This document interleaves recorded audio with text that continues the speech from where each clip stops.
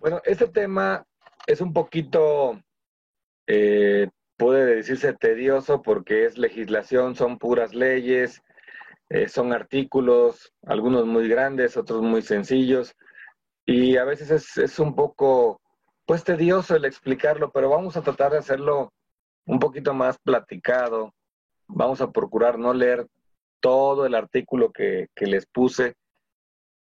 Son temas importantes que no podemos como agruparlos mucho o condensarlos mucho, por lo cual lo puse casi enteramente los artículos, pero vamos a irlos platicando y poniendo ejemplos para hacerlo un poquito más ágil, ¿sí? Bueno, vamos a iniciar el curso. Iniciamos con los tres poderes que existen en México, ¿no? Esos todos los sabemos y los conocemos desde la primaria, nos los empiezan a decir.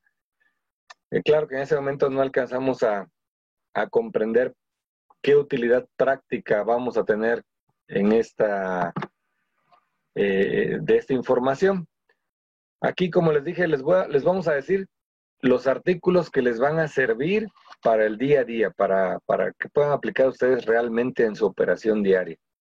La ley aduanera tiene 203 artículos, pero de los cuales hay apartados exclusivos para la actuación del agente aduanal, los cuales no vamos a entrar. Hay otros artículos de las obligaciones de los recintos fiscalizados, cual tampoco vamos a abordar, pero sí vamos a abordar, por ejemplo, algunos artículos que van relacionados con las actuaciones de los recintos fiscales para nuestra actividad diaria. Bueno, empezamos con estos tres poderes famosísimos que son el Poder Ejecutivo, Legislativo y Judicial. ¿A qué se dedica cada uno de ellos, no? El Poder Ejecutivo está representado y recae en una sola persona, en este caso, pues el licenciado Andrés Manuel López Obrador, presidente constitucional de los Estados Unidos mexicanos, pero él, para poder hacer su labor, que consiste en gobernar basado en las leyes que ya existen, se apoya en diferentes jefes de Estado, que le llamamos aquí en México secretarios. Les dicen, no les dice secretario, más que en Estados Unidos les dice secretario, en los demás son, eh, en México le decimos secretarios de Estado por copia de Ministros. ministros, gracias.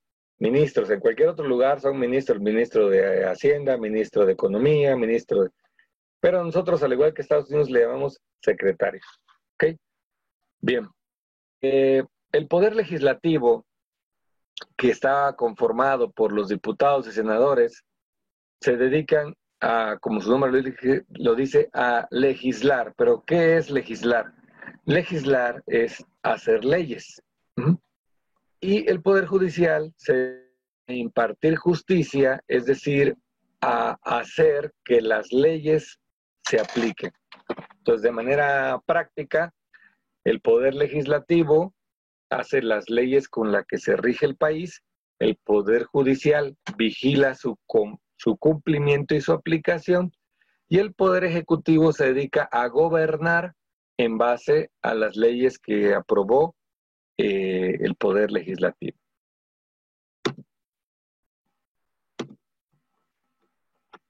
Un segundito porque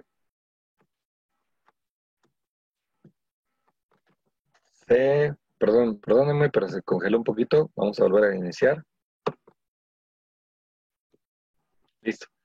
Okay. El Poder Ejecutivo, como ya lo dije, recae en el presidente y es comandante de las Fuerzas Armadas.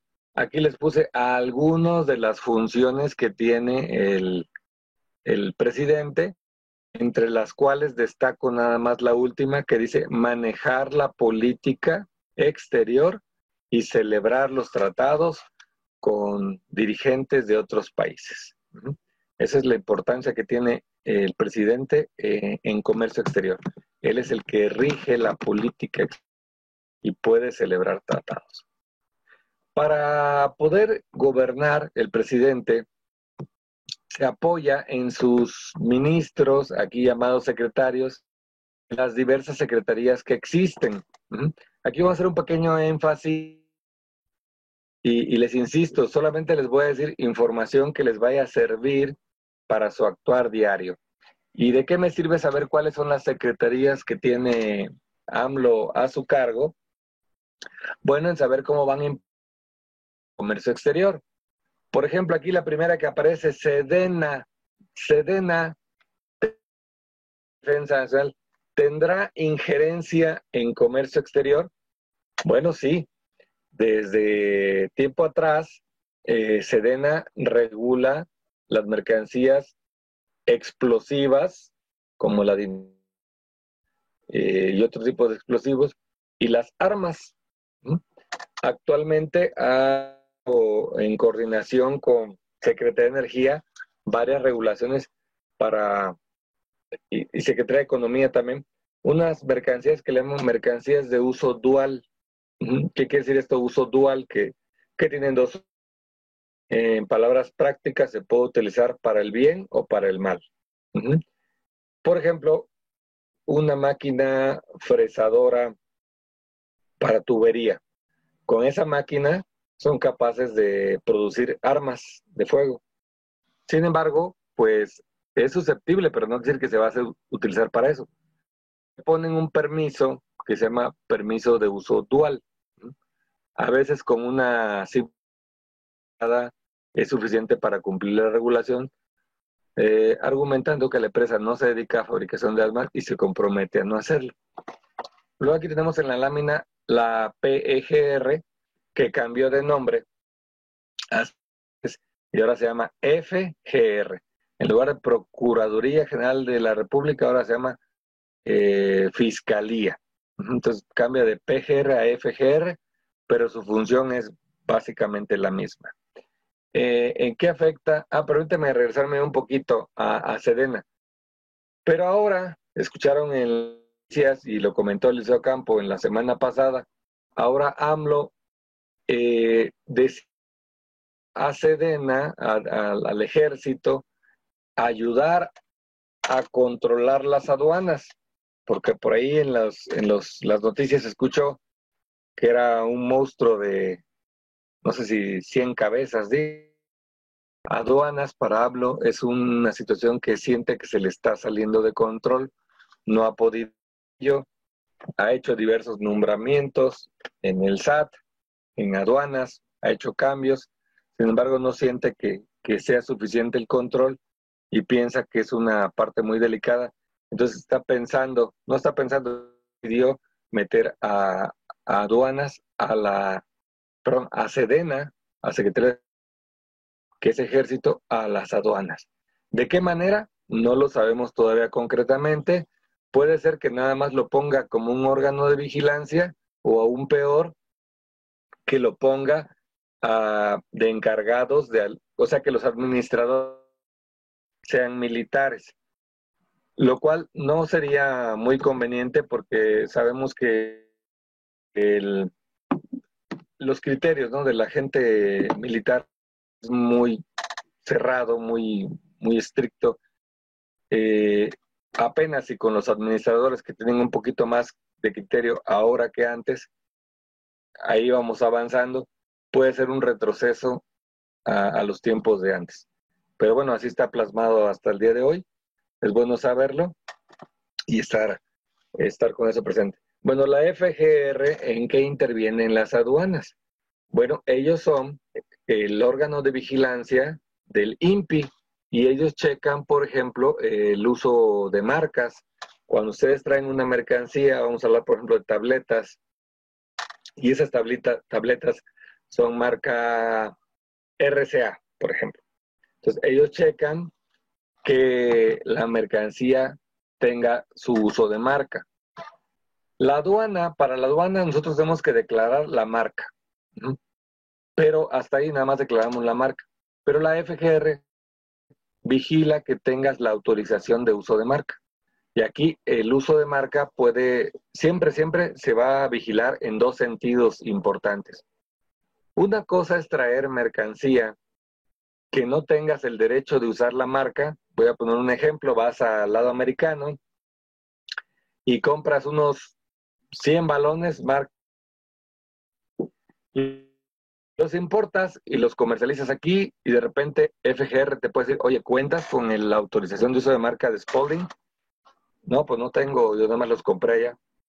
Y entonces te puede embargar algún embarque porque diga careces del uso de marca y aquí hay una persona que tiene ese uso de marca y puso una querella y yo soy la persona que lo vigila. Pero tiene una consecuencia peor cuando la autoridad presume que la mercancía es apócrifa o como vulgarmente decimos, mercancía pirata. ¿Qué quiere decir? Que no fuimos a Estados Unidos y compramos en una tienda legalmente constituida este producto, sino que los conseguimos en China, de dudosa procedencia, y pues son réplicas que el que lo produjo no tiene la licencia para hacer esas reproducciones. Entonces, ese producto lo conocemos como producto pirata, pero realmente es apócrifa. Ahora, ¿cuál es la diferencia legalmente entre importar una mercancía apócrifa y importar otra mercancía que no es apócrifa, que sí es legítima? Tenemos el registro de marca o el uso de la marca. La diferencia es grande. El primer caso, mercancía sin licencia, te pueden decomisar la mercancía y hasta ahí queda. Pero en el caso de que la mercancía se presuma apócrifa, la pena máxima puede ser hasta prisión. Recuerden que cuando estudiamos el TEMEC, había apartados específicos para la piratería. Y usos de marca, licencias, propiedad industrial. Entonces, es algo que cada vez tiene mayor vigilancia. Bueno, luego viene otra que es la Secretaría de Seguridad Pública. Esa realmente no tiene nada que ver con comercio exterior. Tenemos la Secretaría de Educación Pública, tampoco interviene. Tenemos la Secretaría de la Reforma Agraria, tampoco. Secretaría de Gobernación, directamente no tiene injerencia. Tenemos Función Pública, Secretaría de Marina. Secretaría de Marina, sí, Secretaría de Marina, que es parte de nuestro ejército. El ejército se compone de la Sedena y la Secretaría de Marina. Unos son los soldados y otros son los que manejan los aviones y los barcos. Entonces, que es Marina. Marina nos ayuda también a vigilar nuestros litorales, que no se introduzca droga, etcétera. Bueno, la Sedesol, Secretaría de Desarrollo Social, eso es interno. Siguiente, Zagarpa. Este sí es muy recurrente y muchas veces de Zagarpa se confunden las funciones con esta otra que se llama Semarnat, está 2 líneas abajo. ¿Qué vigila Semarnat y qué vigila Zagarpa que nos hace que sean un poquito confusos o parecidos? Bueno, es que Zagarpa vigila la entrada y salida de mercancía de consumo humano, sean vegetales o animales, pero se especializa en animales de granja, es decir, vacas, cochinos, borregos, inclusive también la pesca, ¿sí? Mientras que Semarnat, y también forrajes, alimentos para mascotas, alimentos para ganado, alimentos para humano que se deriven de estos animales que mencioné anteriormente. Pero la Semarnat vigila cosas muy parecidas, pero de animales silvestres. Por ejemplo, si importamos una carne de venado, de cocodrilo, o la piel de la víbora, la piel del cocodrilo, huevos de avestruz, carne de avestruz, canguro, pieles de animales exóticos. Entonces, una vigila los productos y subproductos de animales de granja y también de pesca, y el otro de animales salvajes. Esa es la gran diferencia. También Semarnat checa la cuestión forestal, por eso si traemos cosas de madera, muchas veces tenemos que pasar con una inspección de SAGAP. Bueno, Secretaría de Salud y Salud, bueno, a través de una comisión que se llama COFEPRIS, nos piden registros sanitarios, avisos sanitarios, permisos de importación de productos. Permítame un segundito. De productos que requieren o que se utilizan para el sector médico, tanto aparatos como medicina. Secretaría de Hacienda y Crédito Público, bueno, pues es la mamá del SAT, por supuesto que es la que más influye en comercio exterior, porque de esta secretaría depende el SAT y del SAT depende aduanas. Entonces es nuestra principal secretaría con la que tenemos correlación. Relaciones exteriores para comercio, ¿no? Esos se emiten pasaportes y otras cosas diplomáticas. Y la Secretaría de Economía, por supuesto que sí, porque la Secretaría de Economía es la que nos va a regir en cuanto a, por ejemplo, permisos de importación de acero, permisos de importación de textiles y calzados. Estos avisos o permisos previos son emitidos por la Secretaría de Economía. También las normas oficiales mexicanas. Las normas oficiales mexicanas son emitidas por la Secretaría de Economía.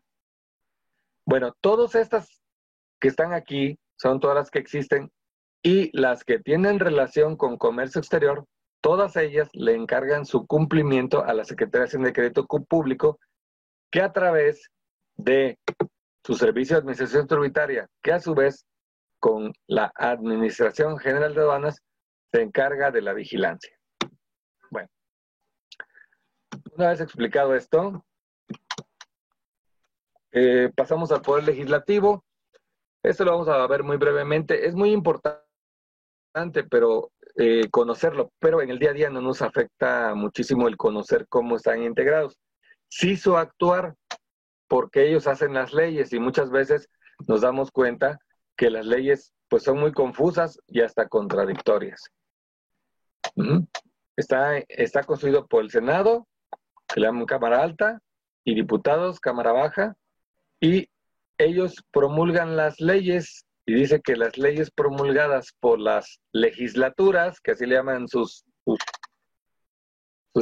cámaras, legislaturas, a todo eso se le conoce como legislación, y eso es de lo que va a tratar el curso de hoy. Bien. Poder Judicial, brevemente les comento, ahí está constituido por jueces y magistrados, y aquí les puse algunas de las dependencias que ellos tienen, que es Suprema Corte, Tribunal Federal Electoral, Consejo de la Judicatura, Juzgados de Distritos, Tribunales Colegiados y Tribunales Unitarios.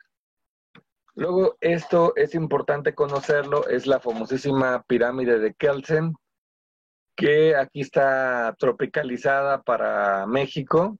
En México, como ustedes saben y estudiamos desde la primaria, nos dicen que nuestra ley máxima, nuestra carta magna, es la Constitución Política de los Estados Unidos Mexicanos, por eso está hasta arriba en la pirámide. De ahí en un segundo nivel vienen las leyes. Ya para efectos muy técnicos del área legal, te dicen, no, es que hay leyes primarias, leyes secundarias, y lo dividen en más temas, pero para efectos muy prácticos, las leyes tienen un nivel, y ese nivel es abajo de la Constitución.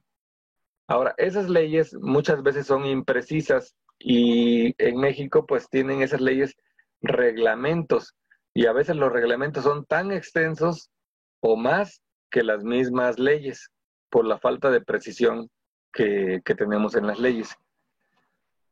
Abajo de esos reglamentos también encontramos otro nivel de ordenamientos, que son las reglas generales, los circulares y las boletines, donde aclaran cosas que ni el reglamento pudo aclarar. Y muchas veces las reglas, eso sí, les digo, las reglas son siempre muchísimas más reglas que las leyes. Casi que nos regimos más con las reglas que con las leyes. En un orden estricto, una ley se crea para crear derechos y obligaciones, mientras que los niveles más bajos, como por ejemplo las reglas generales, no deben crear obligaciones, sino nada más esclarecer criterios o dar facilidades administrativas, pero no imponer obligaciones. Lamentablemente, modificar una ley es muy complicado por lo que les explicaba anteriormente. Tenemos que decirle a los legisladores, senadores y diputados, que por favor nos aprueben los cambios a las leyes, y pues en este país todo eso siempre lleva un costo. Y no es un costo político, siempre viene siendo un costo económico. Entonces, la autoridad ha optado por decir en las leyes: te exijo esto, por ejemplo, te exijo que presentes una factura comercial que cumpla con los requisitos que se establezca mediante reglas. Y entonces en las reglas ya nos dicen el ABC de cómo quieren que se cumpla. Y mañana, de un plumazo, cambian la regla, sin tener que decirle a los diputados y senadores, la cambian quien la emitió, que es el Poder Ejecutivo, por lo cual vamos a ver esta parte de la lámina. Aquí va a aparecer ahorita dónde vienen los tratados internacionales. Ahí más o menos. ¿Por qué no está metido en la pirámide? Porque hay una discusión entre varios estudiosos que si los tratados están por arriba de la Constitución, exactamente al mismo nivel de la Constitución, o un poquito abajo de la Constitución, pero siempre arriba de las leyes. Entonces ahí hay diversidad de criterios. Unos dicen arriba, otros dicen en medio, otros dicen abajo, pero la realidad es que deben de tener correspondencia, no deben de contradecirse. Es decir, la Constitución política no debe de contradecir a los tratados internacionales, y viceversa. No podemos firmar un tratado que no esté en acuerdo con la Constitución. Pero lo que sí debe quedar claro es que están por encima de todas las demás leyes y debe estar en concordancia con la Constitución. Bueno, ¿quién creó, de esos tres poderes, quién creó la Constitución política? Lo creó un congreso que se llamó Congreso Constituyente, que duró aproximadamente un año, y eran diputados que se dedicaron únicamente a crear la Constitución. Una vez creada la Constitución, ese Congreso Constituyente desapareció, porque su único objetivo era crear la Constitución. Luego, las leyes, ya vimos que la labor es del Poder Legislativo, lo que ellos le llaman Congreso de la Unión, Cámara Alta, Cámara Baja, y el Poder Ejecutivo lo hacen el reglamento ya lo ejerce el Poder Ejecutivo. Si hay una ley que compete a salud, el reglamento de salud ya no lo hacen los diputados, ya lo hacen el secretario de salud. Si es una modificación a Código Fiscal de la Federación, pues lo hace ya Secretaría de Hacienda. Y las reglas también corren a cargo del Poder Ejecutivo. Entonces, como ven, es más fácil moverle abajo porque todos estos son regidos por una sola persona, que es el presidente. Mientras que aquí tenemos que intervenir con 500 diputados y 100 y tantos senadores para que se apruebe una ley.